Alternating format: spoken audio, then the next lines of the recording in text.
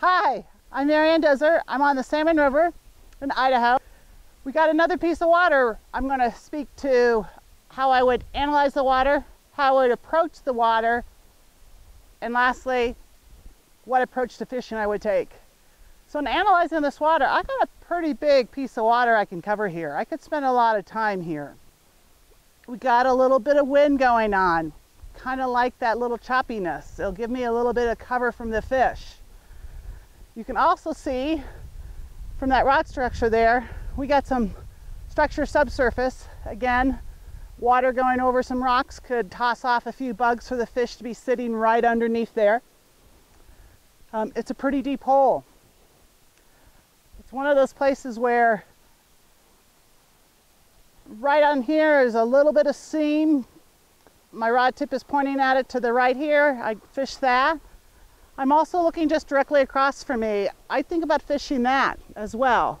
I'd probably think about fishing this piece of water from an upstream position and that piece of water from a side stream position. And I actually might take a step back and fish that tail out there, but I'm liking from about where I'm at right here to a piece of pie at 45-degree angles for my best water. Am I going to fish a dry fly? I'm going to fish a wet fly. You know, this is one of those spots where I'm going to go ahead and do both. I'm going to start with a dry fly. Let's see, it's a deep hole, but let's see if maybe the fish are looking up for some fish, for some aquatic insects today. And then after I've covered the water effectively with my dry flies, I'm going to go ahead and nymph it. So I moved down just a bit from where I was there a second ago. I'm going to fish this water straight close to me first. Got my flies in the water. I'm just going to do the classic minimal line on the water, raise and lower the rod tip. I'm going to move over to my next swimming lane or my next column. Again, it's a short amount of line. I'm just going to do a simple line management technique of raising and lowering the rod tip. No fish looked at that. Going to go out a little bit further. Oh, I'm right on the seam there. That could have some potential.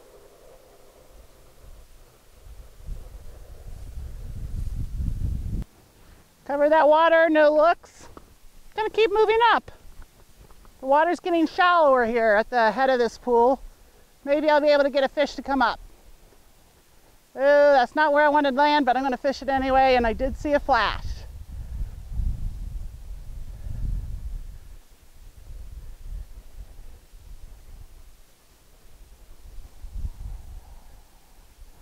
Oh, going over those boulders, nice structure for them, nice home. Come, look.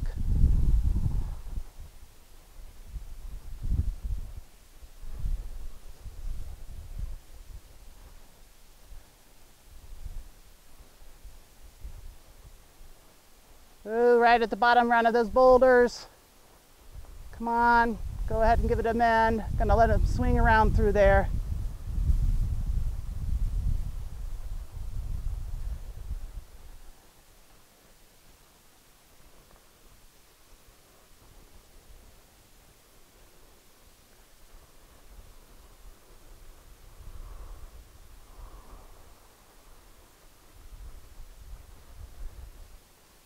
It's an interesting one. All I did on that one was pull line in. This one I'm going to pull some line in, but you'll notice the water's kind of slow between me and those flies. So notice I did an upstream bend. Now I'm going to do a little downstream bend. And I'm going to feed some line out. I had a much longer drift, natural drift through there by incorporating pulling line in, feeding line out, and doing an upstream and a downstream bend.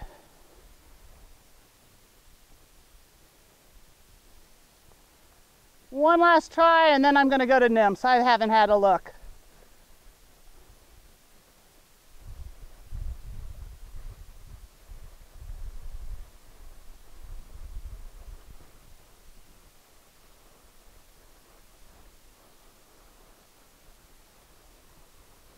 Hi, okay. I sent some dry flies through there, covered it fairly effectively. Nobody looked at me. When it would have looked at me with some dry flies, I would have worked a little longer, but they didn't. I'm going to start at the deepest part of the hole, Right here, I'm going to indicator fish, and I'm just going to put my indicator as high up as I can because this hole is pretty deep. One thing about indicator fishing, you're constantly moving your indicator to match the water depth.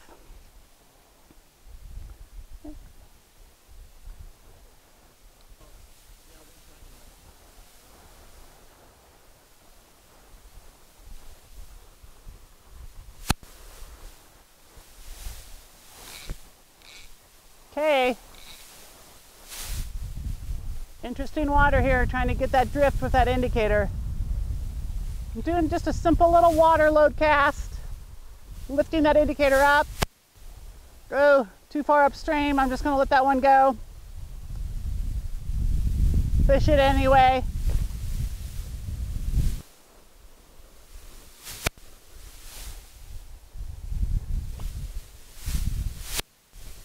Upstream end to move the indicator, downstream end to get the line where I want it to be.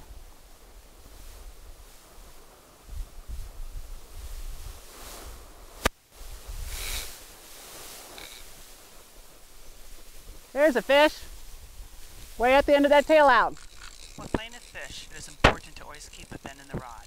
This keeps tension on the fish. You do this by raising the rod tip and pulling in line. There's an amount of tension that keeps the hook set. Too much tension and you'll pull the hook out. Too little tension and the fish will throw the hook. Oh, nice size fish. I'm not going to rush it in. Oh, baby. Oh, nice size fish.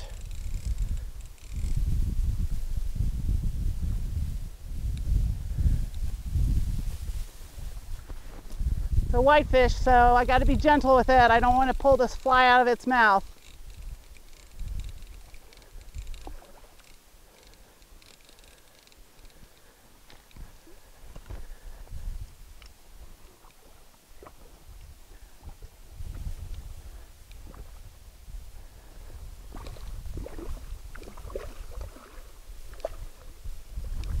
I'm actually just going to step downstream so I can get in the water a little bit and get this fish into some slower water too.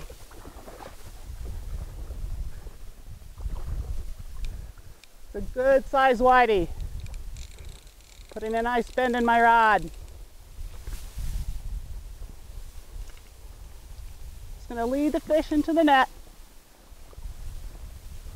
If it fits into the net. It does! Take a close look at that nice whitey. Once the fish is in the net, you'll want to quickly take the hook out. Please wet your hands before you touch a fish.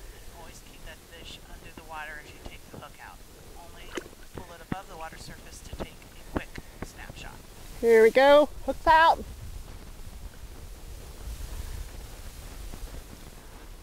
Nice size whitefish. Always a good sign to see whitefish. They indicate a healthy river system. They are wild. There you go.